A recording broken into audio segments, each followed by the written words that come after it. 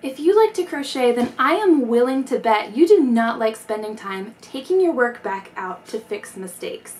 No matter what you're making or how long you've been doing this, redoing your work and spending extra time on it is just downright frustrating.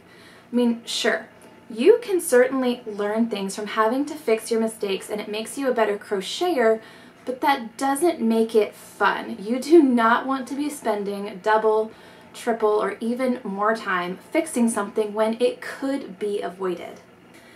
Instead of doing something more than once, you want your project to turn out right the first time.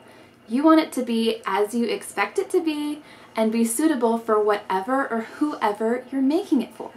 So, if there was something you could learn that would help you get consistent results with pretty much any one of your projects, would you be interested in learning it?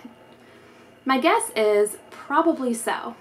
Even though a big part of crocheting is learning a lot of specific stitches and techniques, there is one concept that can help you get really predictable results with pretty much any project, no matter what stitches or what techniques you are trying to use.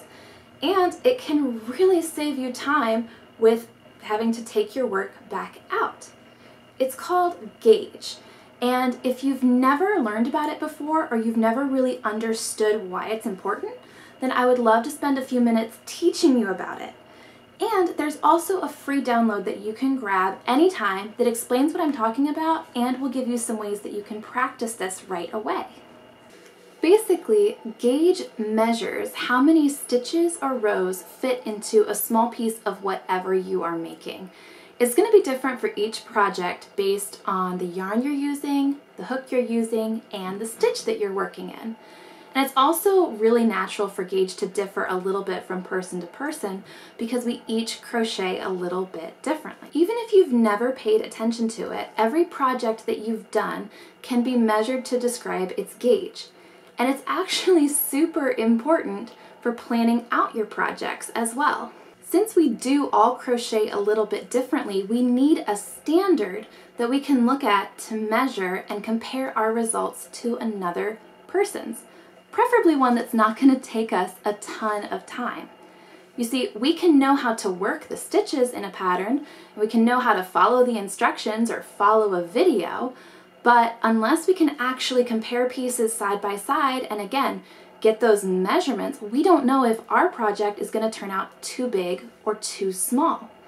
Plus, since we share so many patterns and so much crochet knowledge online and in books, we rarely have someone available to us all the time who can help us troubleshoot these things.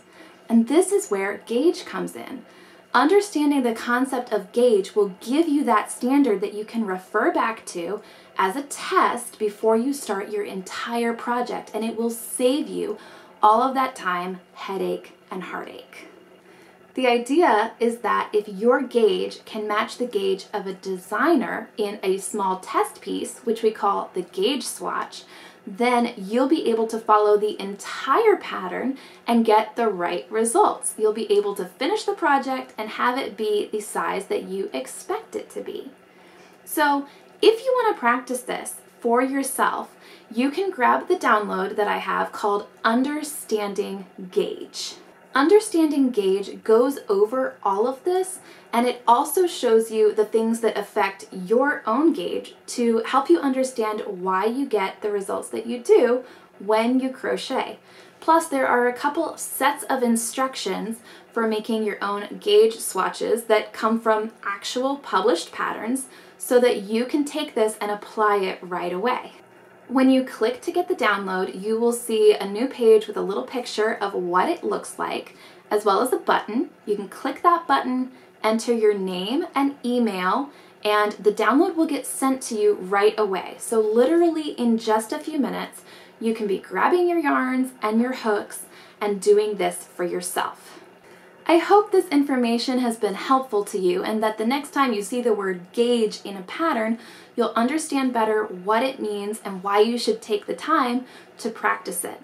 The more that you practice it and the more that you are able to do it with different yarns and different hooks, the more you will be able to get consistent, predictable results and have your projects turn out right the first time.